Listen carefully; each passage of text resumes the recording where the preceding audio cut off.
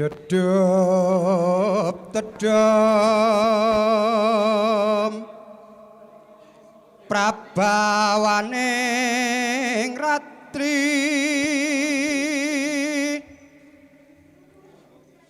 Sosrodara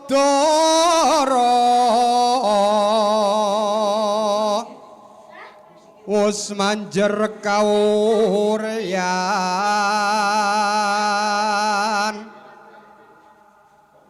kadhe ketingal manis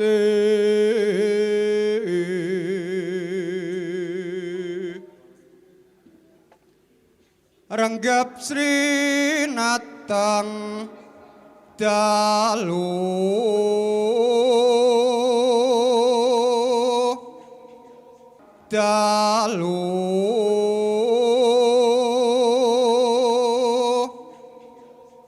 siniwaka sangya pradase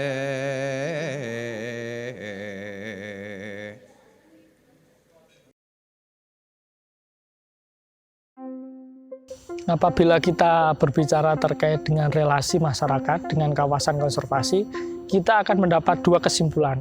Yang pertama merupakan relasi yang negatif, yang kedua merupakan relasi yang positif. Kedua relasi ini dipengaruhi oleh local knowledge atau pengetahuan lokal masyarakat, di mana pengetahuan lokal masyarakat ini akan berpengaruh terhadap aktivitas yang dilakukan masyarakat, apakah menuju relasi yang positif atau justru menuju relasi yang negatif.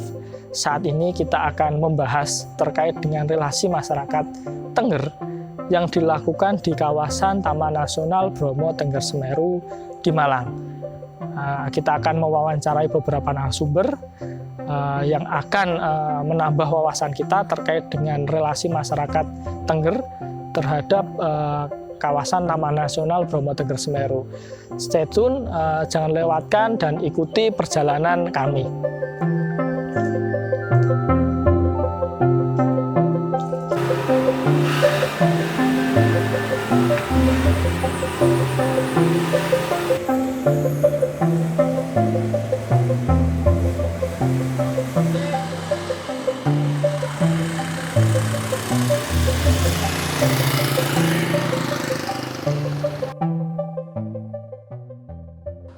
Gambaran umum sendiri Pak, nama Bromo Tengger Semeru itu di sini seperti apa Pak? Gambaran umum terkait dengan BTS Bromo Tengger Semeru. Kalau menurut pandangan saya, jadi Bromo Tengger Semeru karena memang di dalam kawasan itu ada namanya Gunung Bromo, ya, Gunung Bromo, Gunung Api, Gunung Rakma. Di sekitar Bromo itu ada Semeru. Ada Semeru kalau di masuk Kabupaten Malang, Semeru tinggi ya, yang tinggi di Jawa Timur. Kemudian Semeru, Bromo, kemudian juga ada Gunung Batok, ada Gunung Penanjakan. Ya. Semua itu adalah kawasan pegunungan penuh, sehingga secara umum ya kawasan itu maka dinamakan dengan Bromo Tengger Semeru.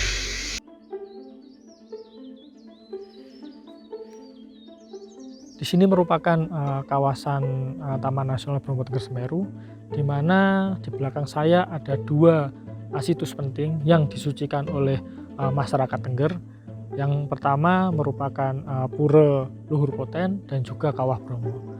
Masyarakat Tengger setiap tahunnya melakukan upacara-upacara adat seperti Kasada yang dilakukan dengan melarung sesaji di dua lokasi ini.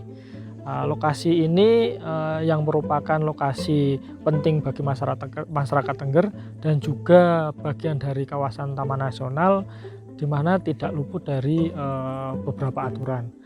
Tetapi dengan menjunjung tinggi visi misi Taman Nasional yang dimana pengelolaan berbasis masyarakat adat, sehingga masyarakat Tengger masih diperbolehkan untuk melakukan aktivitas adat di kedua lokasi ini.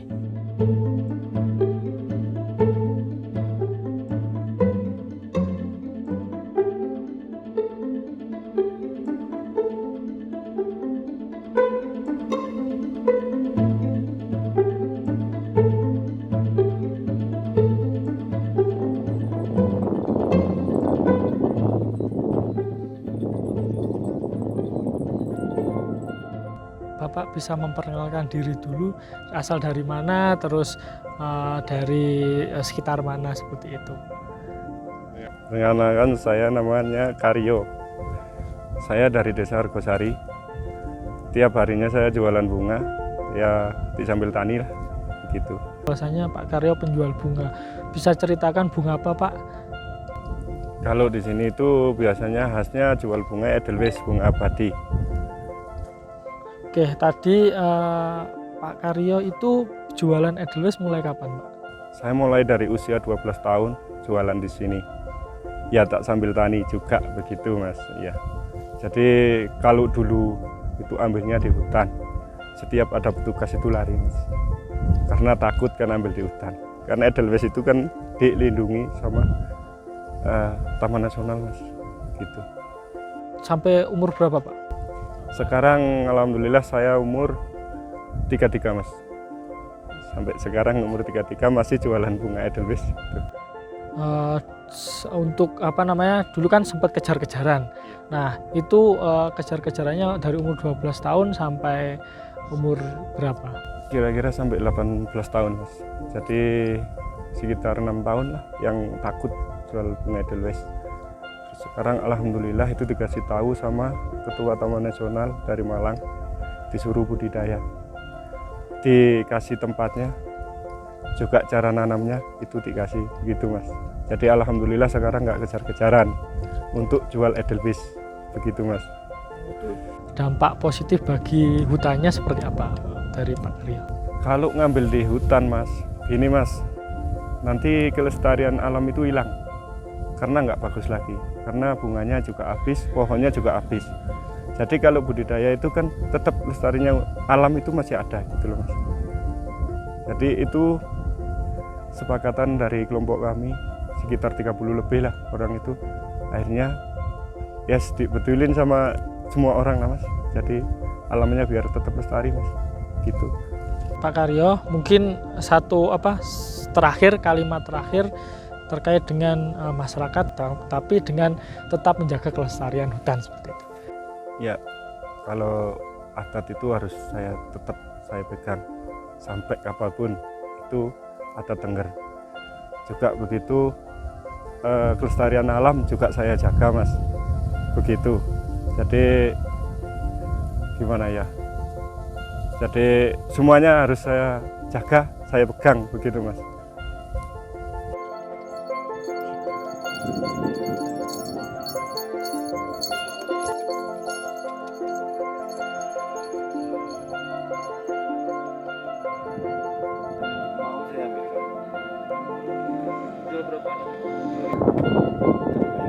Yang besar ini 5. Kalau yang kecil yang murah, ada yang kecil.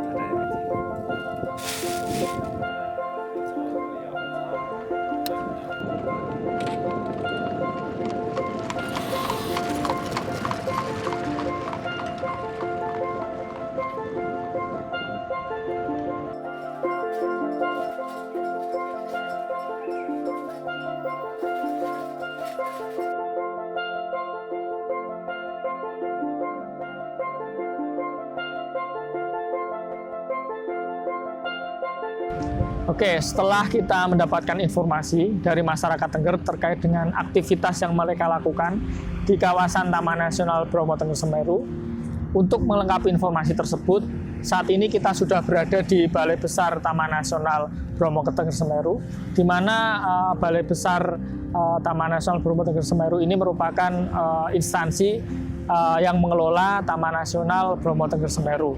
Nah, pengelola ini memiliki sudut pandang dan beberapa aturan yang mengatur hubungan antara masyarakat adat, yaitu masyarakat Tengger, dengan Taman Nasional Bromo Tengger Semeru.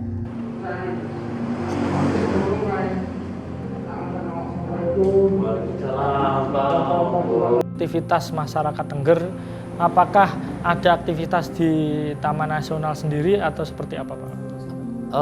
Kalau masyarakat Tengger sendiri di dalam Taman Nasional Bromo Tengger Semeru ini, yang pertama adalah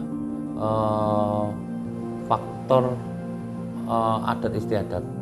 Jadi masyarakat sendiri menggunakan di sana Gunung Bromo ini, kalau sekitaran Gunung Bromo kan dianggap tempat suci. Jadi mereka melakukan upacara adat seperti kasodo, karo dan lain-lain itu adalah tetap menggunakan di daerah Bromo. Selain itu juga di daerah sekitar Bromo juga di Taman Nasional Bromo sendiri ada tempat-tempat atau prasasti yang di situ digunakan untuk sembahyang juga mereka, seperti Padmasari yang ada di sekitar pintu-pintu masuk sebelum ke Bromo. Kemudian upacara adat seperti itu. Kemudian ada juga yang faktor ekonomi, karena Bromo Tengger Semeru ini sekitar Laut Pasir banyak digunakan aktivitas untuk wisata terbatas. Jadi mereka aktivitasnya adalah sebagai pelaku jasa wisata. Itu Pak, terus selanjutnya terkait dengan upacara-upacara kan biasanya ada penggunaan bunga edelweiss ya, Pak. Nah itu seperti apa, Pak, penggunaan bunga edelweiss, terus masyarakat mendapatkan bunga edelweiss itu dari mana? Jadi edelweiss, atau kalau kita mengenal di Taman Nasional itu adalah tanah layu.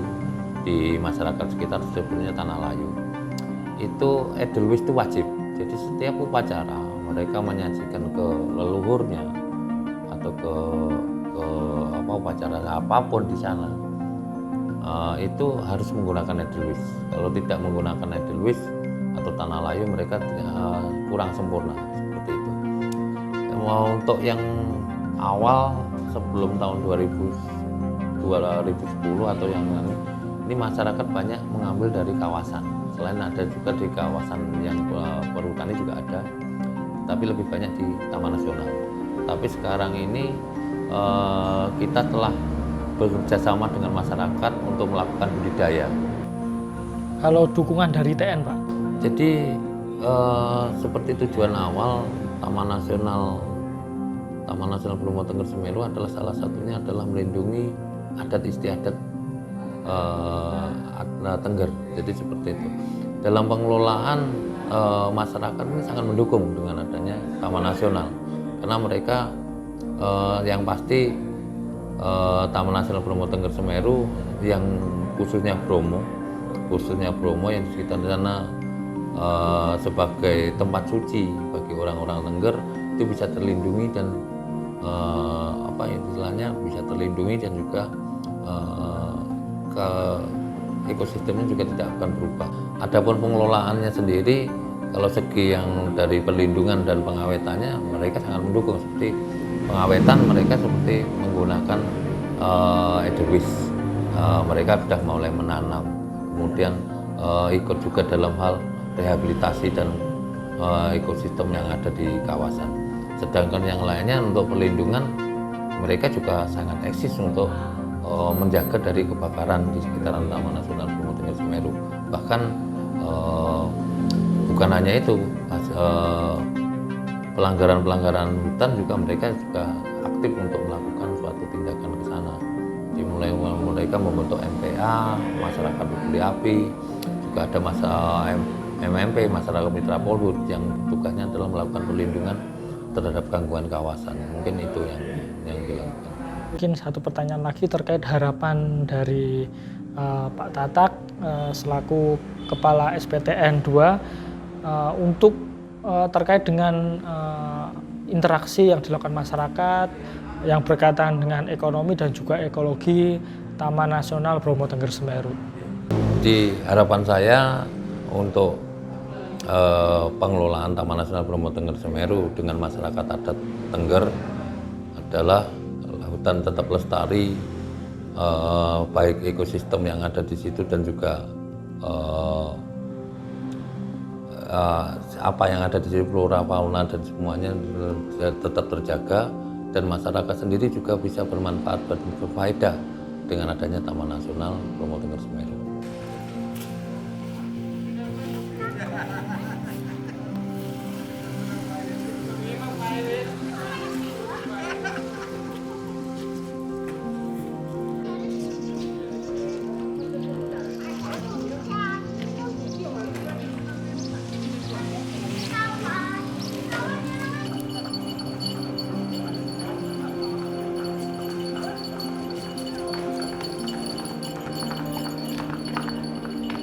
Aktivitas masyarakat yang sepanjang Pak Sarmin tahu di dalam kawasan Taman Nasional seperti apa, Pak?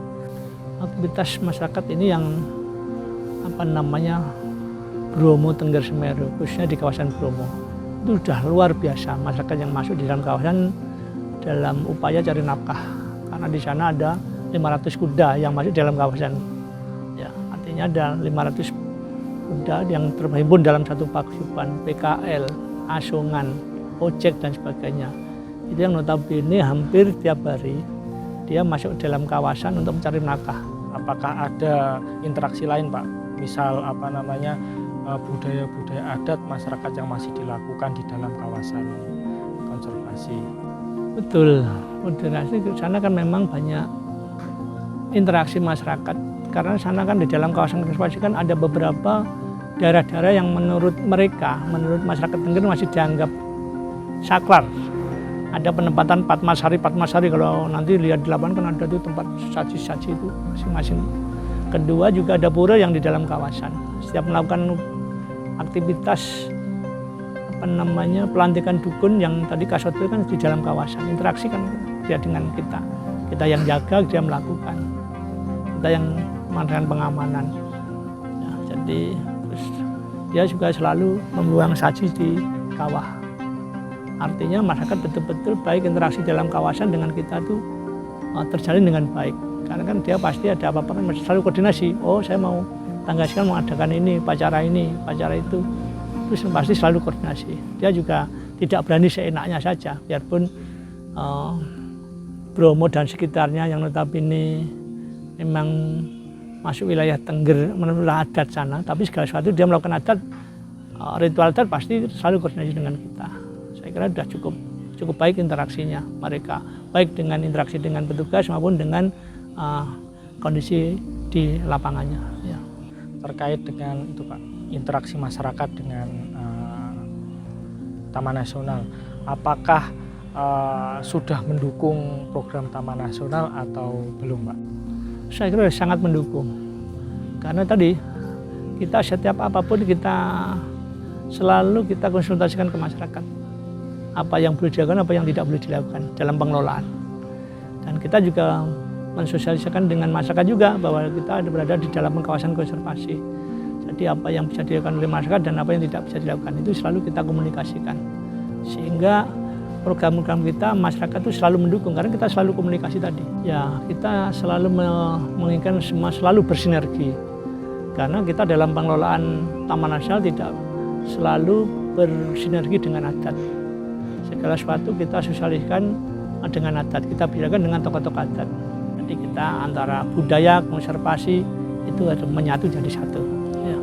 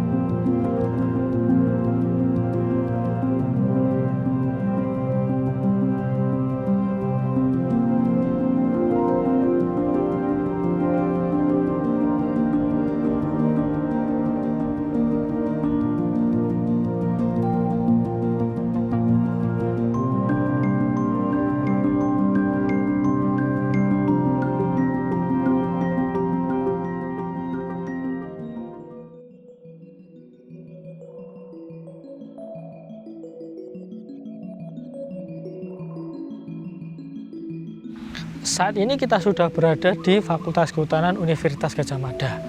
Setelah kemarin kita sudah mendengarkan beberapa narasumber, yaitu dari Balai Pengelola Bromo Tengger Semeru dan juga masyarakat Tengger. Saat ini kita akan menggali lebih dalam terkait relasi yang dilaksanakan oleh masyarakat Tengger dengan Taman Nasional Bromo Tengger Semeru. Sebentar lagi kita akan mewawancarai. Beliau merupakan dosen Fakultas Kehutanan, yaitu Dr. Lis Rahayu Wijayanti Faida. Mari ikuti saya untuk bertemu dengan beliau.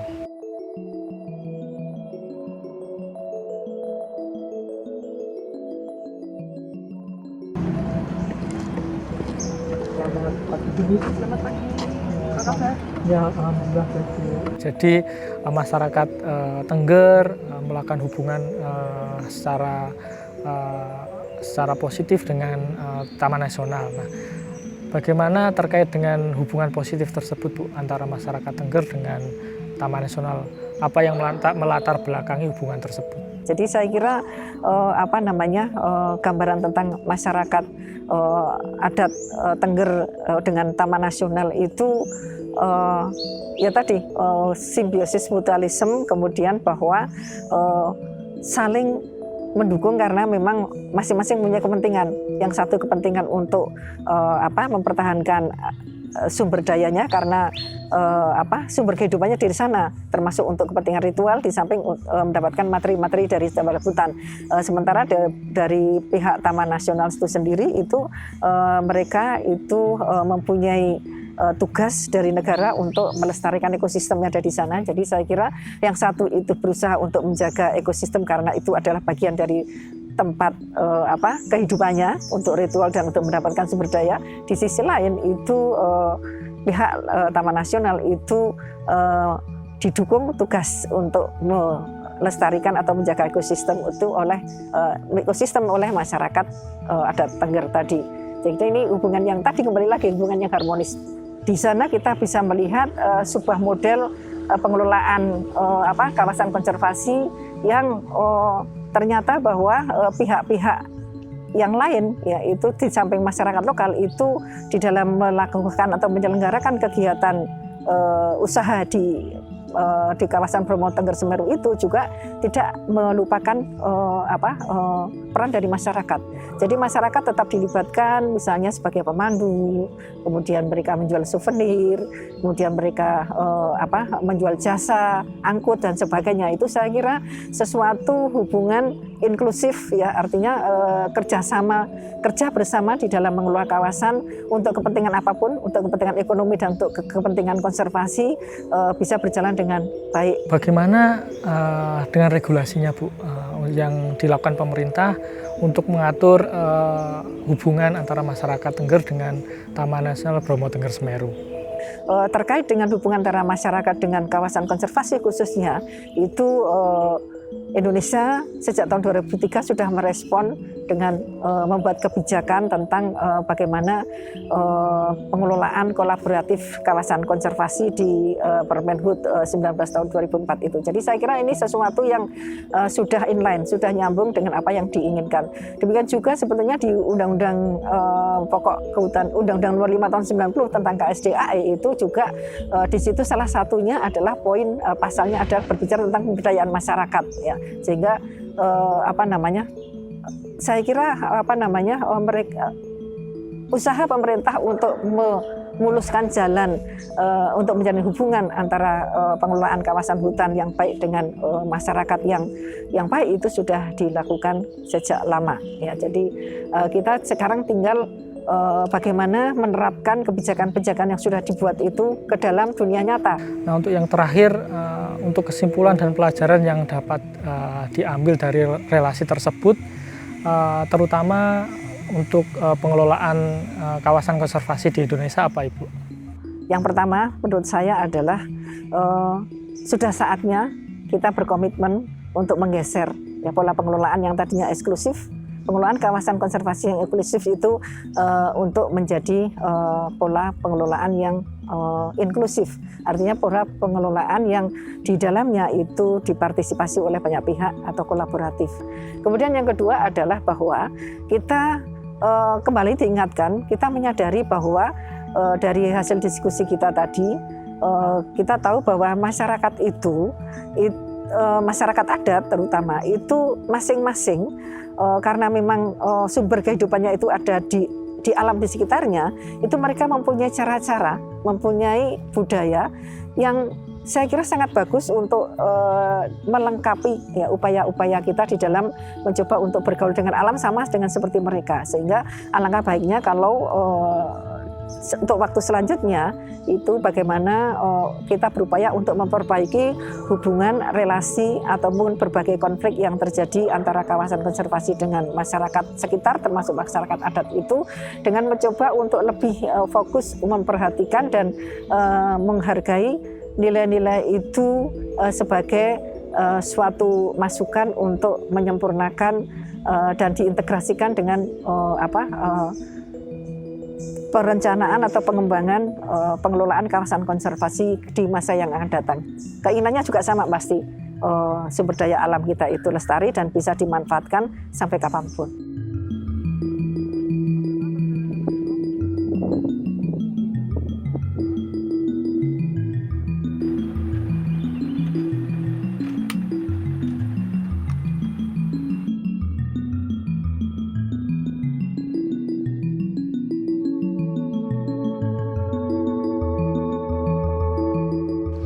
Dari masyarakat Tengger dan juga Balai Taman Nasional Bromo Tengger Semeru, kita dapat belajar bahwasanya adat istiadat dan juga pengelolaan kawasan konservasi bisa saling bersinergi dan juga bisa saling beriringan. Pada peradaban apapun dan juga masa kapanpun, manusia dan juga alam merupakan dua unsur yang tidak dapat dipisahkan. Pengetahuan lokal masyarakat merupakan dasar perilaku luhur yang dilakukan manusia untuk melestarikan alam. Seperti kata Albert Einstein, look deep into nature and you will understand everything better.